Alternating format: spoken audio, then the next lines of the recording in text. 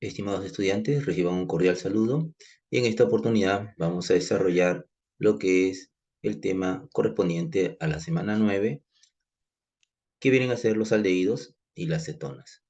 Bien, vamos a ver entonces en qué consiste nuestro tema de esta semana, en el cual vemos algunos ejemplos, como el caso de algunas sustancias o productos que contienen a estos compuestos que tienen esta estructura con el grupo funcional de tanto de los aldehídos como de las cetonas.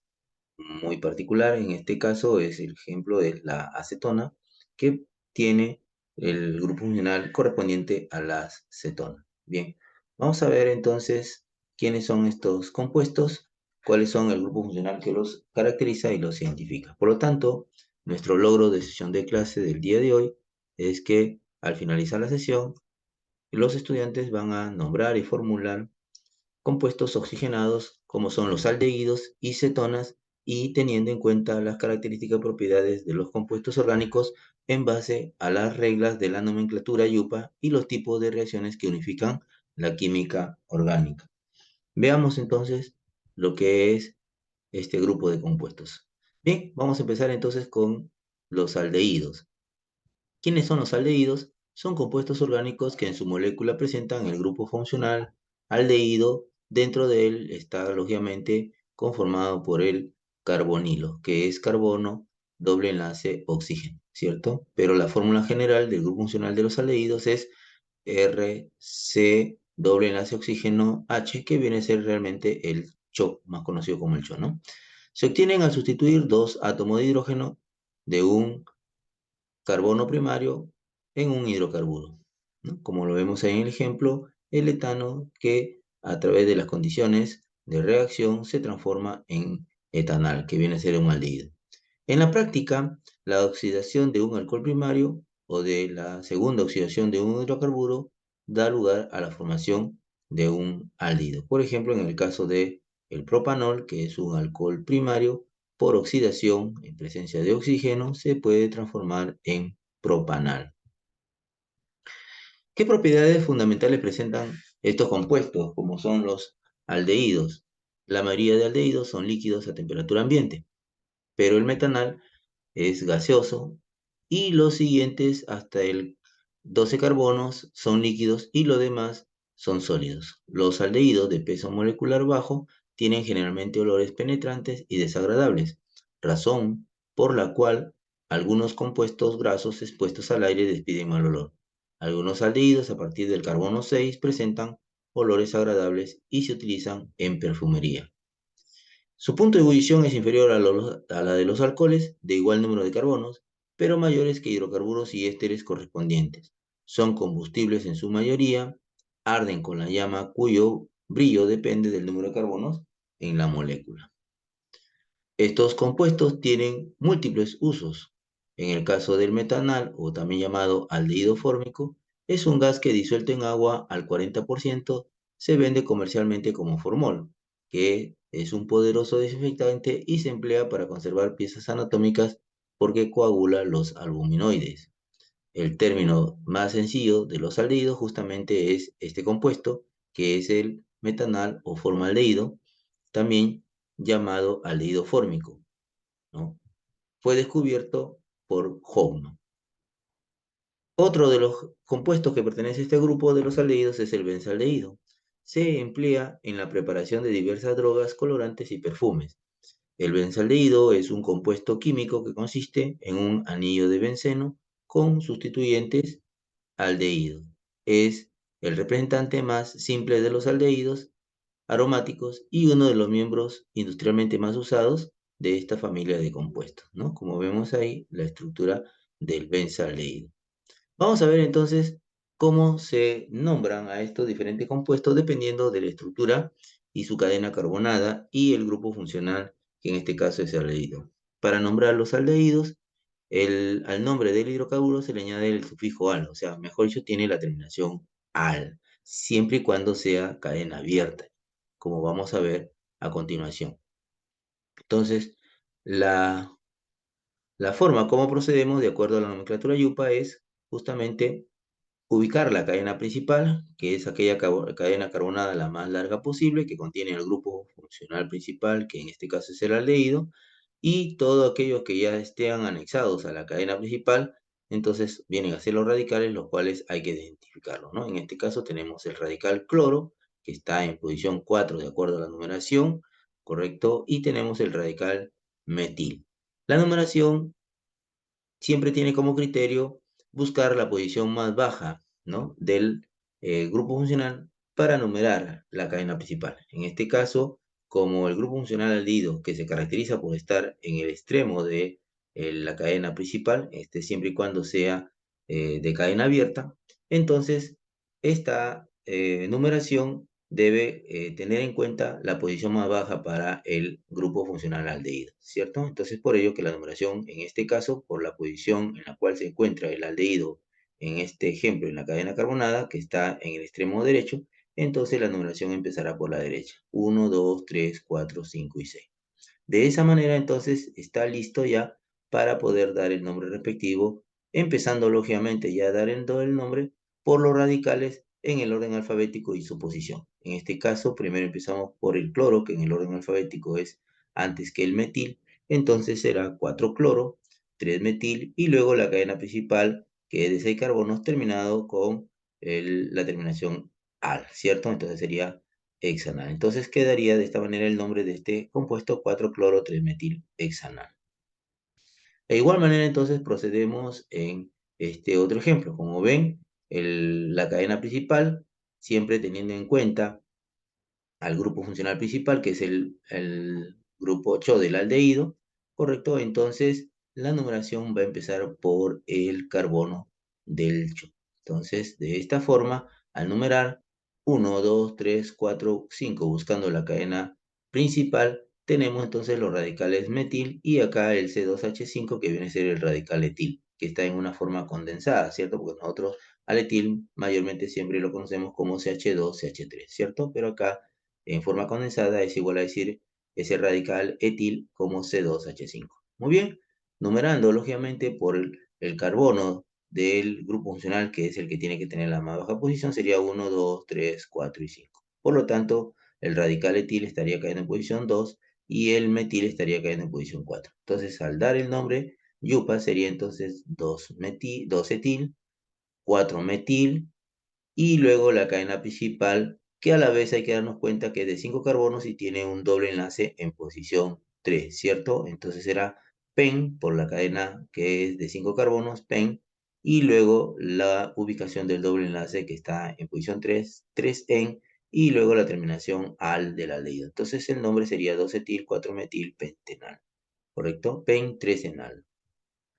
Igual manera, en este siguiente ejercicio, en el cual, como vemos, el grupo funcional aldehído ahora está en este otro extremo izquierdo, por lo tanto la numeración empezará por la izquierda de la cadena principal, la cual a la vez vemos que tiene un triple enlace. Y los radicales que vemos ahí anexados a la cadena principal, que viene a ser un radical metil, otro radical metil y un radical bromo, el cual al numerar empezaríamos la numeración por el extremo izquierdo. 1, 2, 3, 4, 5, 6, 7. Y por lo tanto la cadena principal es de 7 carbonos. Bien, entonces de acuerdo a ello y los radicales ya identificados, entonces el nombre será de la siguiente manera.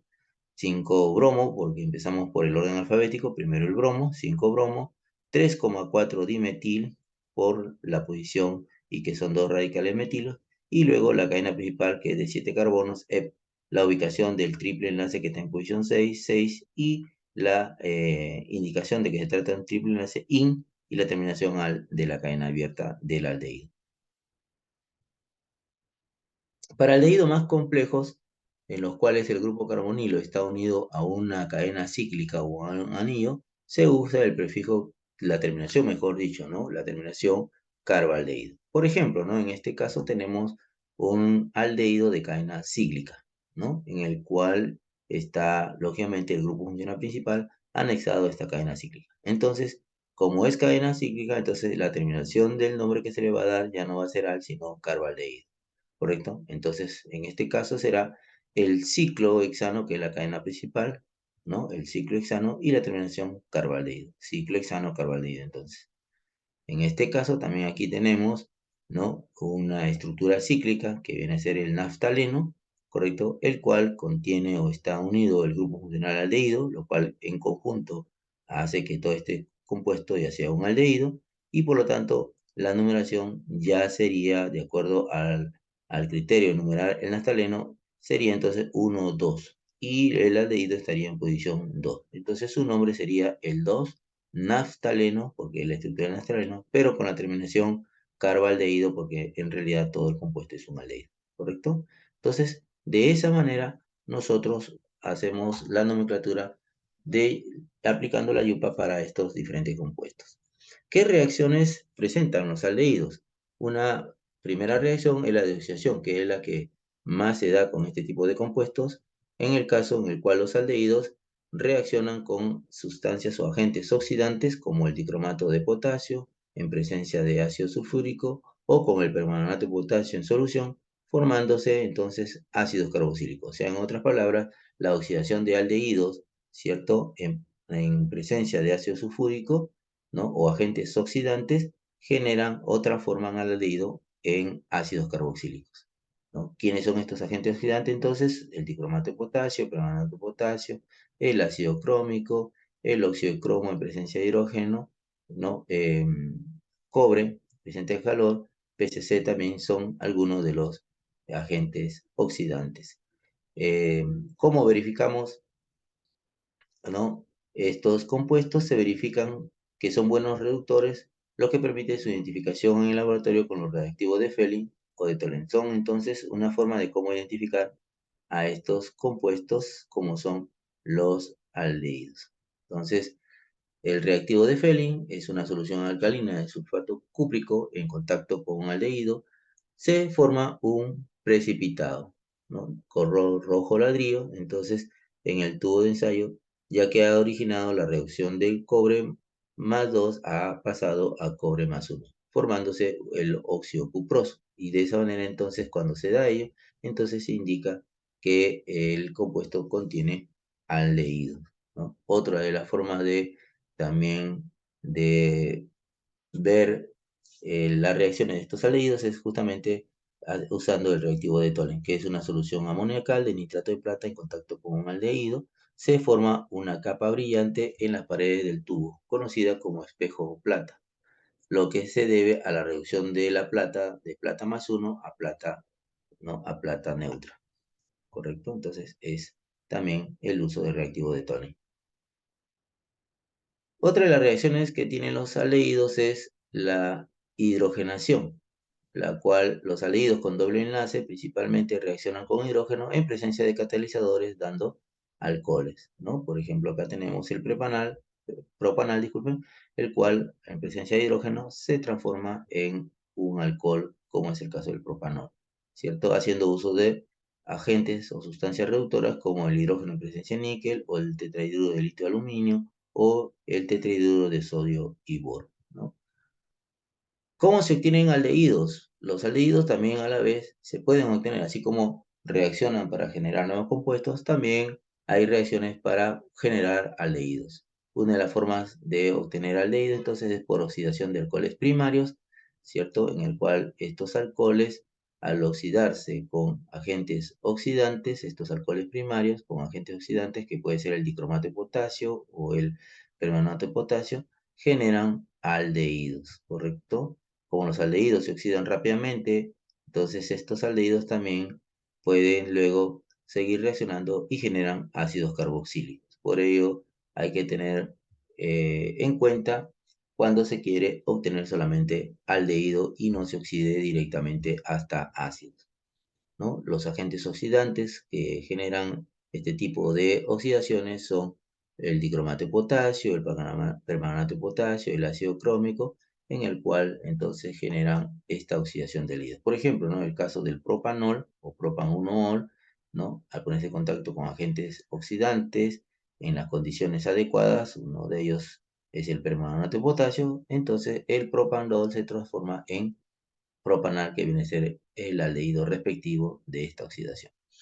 Otra de las reacciones que tienen los aldehídos es la hidratación de alquinos, los cuales los alquinos, ¿no? Al ponerse en contacto con agua, en presencia de ácido sulfúrico el sulfato de mercurio, entonces en condiciones adecuadas se transforma en el etanal, ¿correcto? Entonces el etino se transforma, que es un alquino, se transforma en etanal.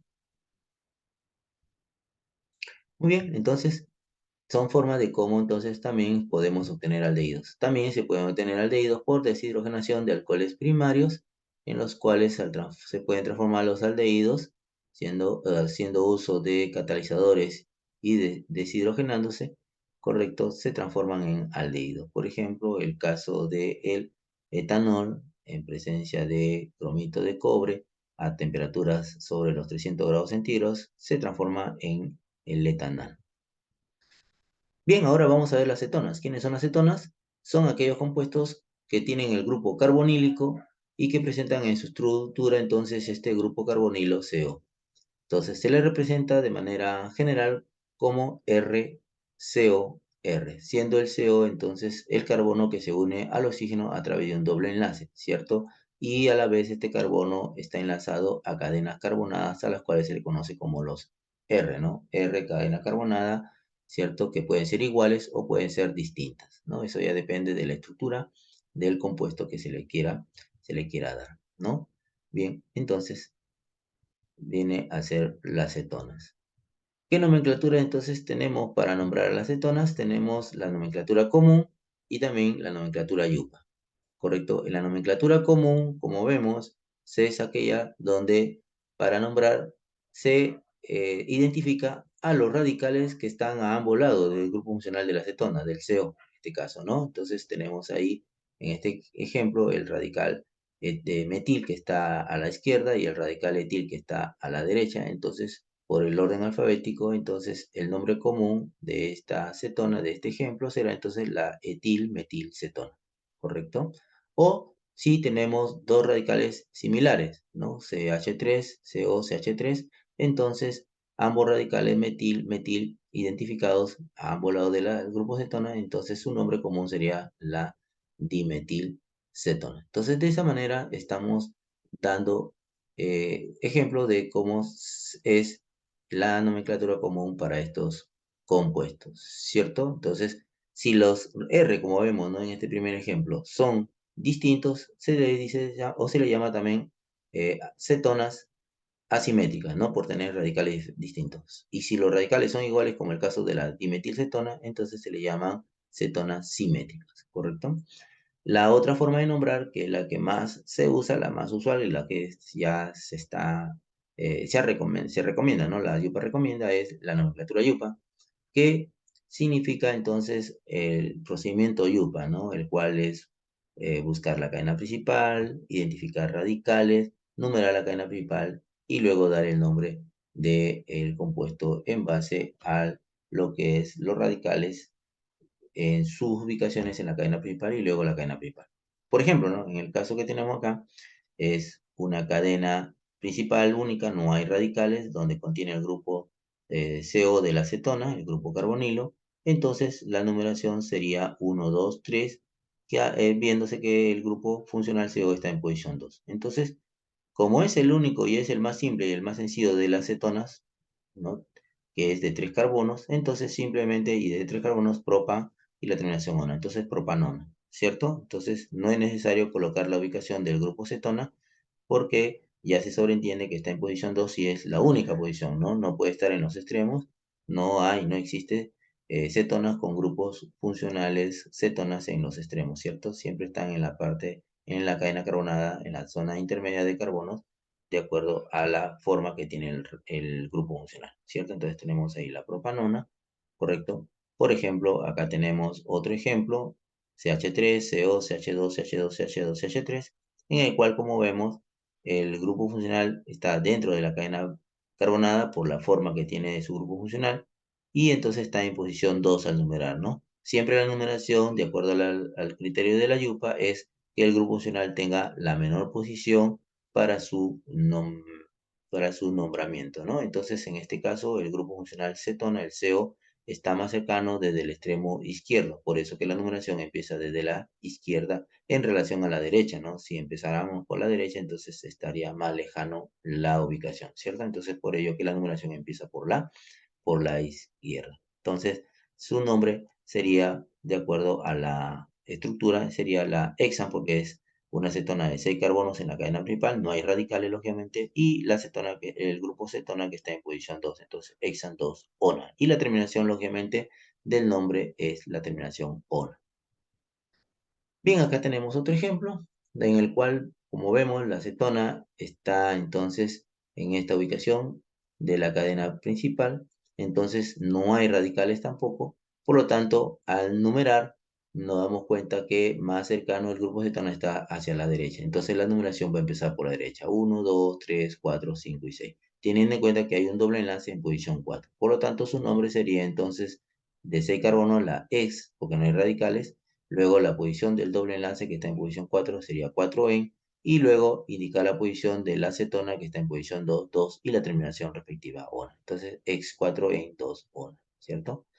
Acá en este otro ejemplo ya vemos radicales en la estructura principal de la cadena. Como ustedes ven, la cadena principal es la cadena horizontal que contiene el grupo cetona y tenemos radicales cloro, bromo y metil, ¿cierto? Entonces lo que tenemos que hacer ahora es numerar, ¿cierto? Por el extremo más cercano al grupo de la cetona, ¿cierto? En este caso la numeración empezaría por la derecha porque está más cercano, ¿no? El grupo cetona desde la derecha. Entonces quedaría de esta manera 1, 2, 3, quedando entonces el grupo cetona en posición 3. Y la cadena principal que es de 9. Muy bien, su nombre sería entonces, por el orden alfabético, empezamos los radicales primero. En este caso sería 7 bromo, ya que está en posición 7, 7 bromo. El cloro que también está en posición 7, 7 cloro. Luego el radical metil, siempre en el orden alfabético, que está en posición 4, 4 metil. Y luego la cadena principal, que es de 9 carbonos, ¿cierto? Nona, y la ubicación de la acetona que está en posición 3 y la terminación ona, ¿no? Entonces 7 bromo, 7 cloro, 4 metil, nona, 3 zona. De esa manera entonces nombramos a estos compuestos. Hay cetonas, lógicamente, que forman estructuras cíclicas o basadas en la estructura del benceno. Entonces tenemos este otro tipo de nombres en este caso, con la estructura del benceno, ¿no? Tenemos el benceno COCH3, el cual toma el nombre de la aceto porque es de 2 carbonos que contiene, lógicamente, la cadena abierta, contiene el grupo cetona, entonces será la aceto y el benceno que se nombra como fenona, ¿no? Acetofenona. Cuando tiene dos radicales bencenos a ambos lados, ¿cierto? Y el grupo funcional en la nomenclatura yupo entonces se denomina la benzofenona, ¿cierto? La benzofenona. Tener en cuenta entonces esta nomenclatura. ¿Qué reacciones principales tienen las cetonas? Una de las reacciones principales justamente es la reacción de reducción de alcoholes, las cuales estas cetonas reaccionan con hidrógeno en presencia de catalizadores como el caso del níquel y genera la formación de alcoholes secundarios como en el caso del isopropanol, ¿correcto? O propandosol o 2-propanol, ¿cierto? También otra de las reacciones es la reducción de a hidrógenos en la cual, a hidrocarburos, disculpen, en la cual la acetona al reaccionar, ¿no? Con hidracina en presencia de una sustancia básica como el hidróxido de potasio, que genera lo cual es llamado también el reactivo de Wolff-Kishner. Entonces, la acetona se transforma en lo que es el propano, ¿cierto? Se transforma en propano. Muy bien. Otra de las reacciones entonces que se tienen es la oxidación de cetonas, que es una reacción no tan adecuada, ya que por la forma de la estructura que tiene esa zona, eh, no reacciona o no se oxida con facilidad, pero con oxidantes fuertes como el permanato de potasio origina la ruptura de la cadena, ¿cierto? A la altura del grupo carbonilo y por lo tanto genera la formación de dos ácidos, ¿no? Por ejemplo, en el caso de la pentanona, cuyo grupo cetona está en posición 3, al ponerse en contacto, lógicamente, con agentes oxidantes para su oxidación, entonces genera dos ácidos como el ácido etanoico y el ácido propanoico, ¿no? También se puede obtener cetonas a partir de pirólisis de ácidos. Esto ya es para obtener cetonas, ya no es la reacción de cetonas, sino para la obtención de cetonas. Entonces, por pirólisis de ácidos, las cetonas simétricas se pueden preparar como muy buenos rendimientos, en el cual, en este caso, el ácido etanoico, ¿cierto? Al ponerse en contacto con óxido de torio a temperaturas sobre los 500 grados centígrados, entonces se transforma en propanona, dióxido de carbono y agua.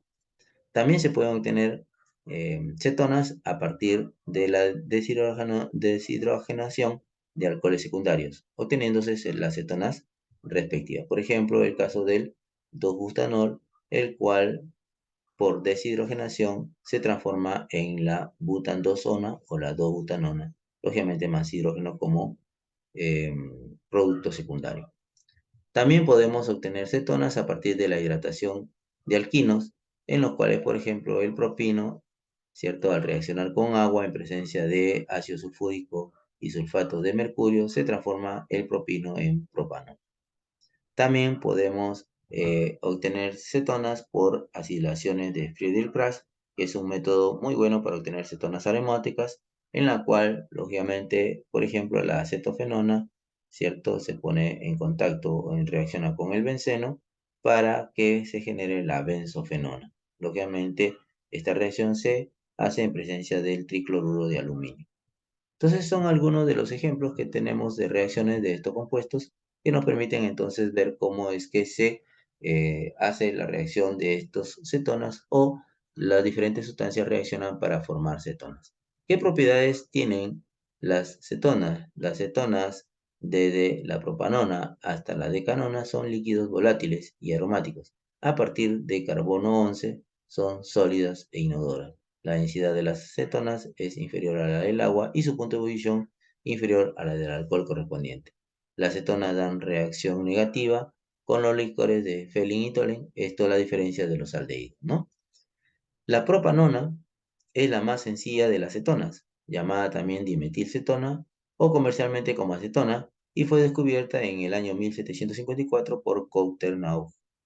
Es un líquido muy volátil, incoloro, su punto de ebullición es de los 56 grados centígrados, con una densidad de 0,79 gramos por mililitro, de olor característico, miscible con agua en toda proporción, y también es soluble en alcohol y éter. Muy inflamable, arde con llama azulada y la acetona se prepara a escala industrial por dos procedimientos, ¿cierto? Como son los las formas de eh, oxidación de alcoholes secundarios, ¿cierto? Que es la más empleada.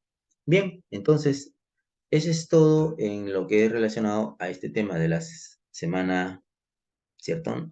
9 con relación a los aldehídos y las cetonas. Eso es todo, estimados estudiantes, y conmigo será entonces hasta una próxima oportunidad.